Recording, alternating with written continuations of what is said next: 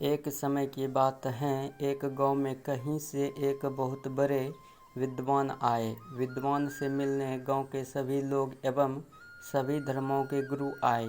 उनके समक्ष सभी धर्म गुरुओं ने अपने अपने धर्म के अनुसार ईश्वर के स्वरूप का बखान किया और बतलाया कि ईश्वर वैसा ही होता है जैसे उनके धर्म में कहा गया है, बाकी के धर्म गलत बतला रहे हैं। तभी अतिथि विद्वान ने सभी को एक साथ बुलाया और उनसे कहा कि मैं आपको एक कहानी सुनाता। उस कहानी को सुनकर आप समझ जाएंगे कि ईश्वर कैसा दिखाई देता है।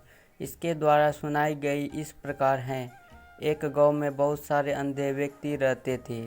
उन्होंने कभी भी हाथी को नहीं देखा था। एक बार एक महावत गांव में अपने साथ एक हाथी लेके आया। अब गांव में चारों तरफ हाथी की आने की चर्चा थी। अंधे व्यक्ति हाथी को देख नहीं सकते थे, किंतु वह उसे स्पर्श कर उनका अनुभव लेना चाहते थे। सबसे पहले सबसे बुजुर्ग अंधे व्यक्ति ने हाथी की पीठ में हाथ लगाया और उसे हाथी दीवार की तरह महसूस हुआ। इसके पश्चात दूसरा अंधा व्यक्ति हाथी के पास गया और उसने हाथी के कानों को छुआ। उसे हाथी सूप के समान प्रतीत हुआ।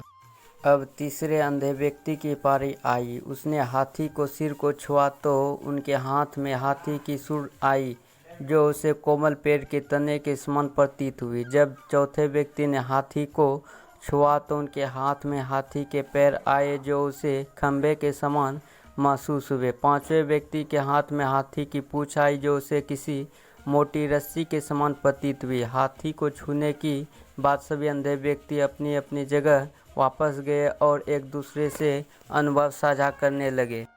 पहला व्यक्ति बोला, भाई हाथी तो दीवार की तरह होता है। उसकी बात सुनकर दूसरा व्यक्ति कहता है, नहीं नहीं, हाथी तो सूपे की तरह होती है। तीसरा व्यक्ति बोला, हाथी ना तो दीवार की तरह होता है और ना ही सूपे की तरह, हाथी तो कोमल पेड़ के तने के समान होते हैं। तीसरे व्यक्ति की बात सुनकर चौथे व्यक्ति बोले, नहीं नहीं, तुम सब गलत बोल रहे हो, हाथी तो खंभे के समान होते हैं। अंत में पांचवा व्यक्ति कहता है, आप लोगों को कुछ भी मालूम नहीं, हाथी तो एक मोटी रस्सी के समान होते हैं। इस तरह उन पांचों व्यक्तियों में आपस में बहस शुरू होने लगे। सभी को लगता है कि वे सही है, बाकी सब गलत हैं। उन सब की बहस ने आपस झगड़े का रूप ले लिया। तभी वहां से एक विद्वान व्यक्ति गुजर रहा था। उसने सभी अंधे से उसे झगड़ने का कारण पूछा। सभी अंधे ने अपने अपने कारण बताए। तब बुद्धिमान व्यक्ति बोला, आप सभी अपनी अपनी जगह सही हैं, क्योंकि आपने हाथी का जितना स्पर्श करके महसूस किया, आप केवल उतना ही जानते हैं। हाथी तो इससे कई गुना बड़ा है। जिसने जो स्पर्श किया, अपने अनुभव से वह वही बतला रहा है और वह सत्य भी है। ठीक है, इसी तरह ईश्वर भी होता है। वह इतना विशाल होता है कि उसे समझ पाना किसी भी इंसान अथवा धर्म के बस की बात नहीं है। सभी धर्म ईश्वर के बारे में जो बतलाते हैं वह अपनी अपनी जगह सही है, किंतु पूर्ण नहीं है।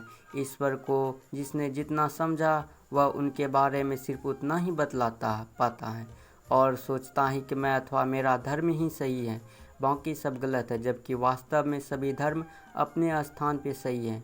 शिक्षा, भगवान कैसे दिखते हैं कहानी से हमें शिक्षा मिलती है कि सभी धर्म अपनी अपनी जगह सही हैं, किंतु भगवान के नाम पे लड़ना गलत है।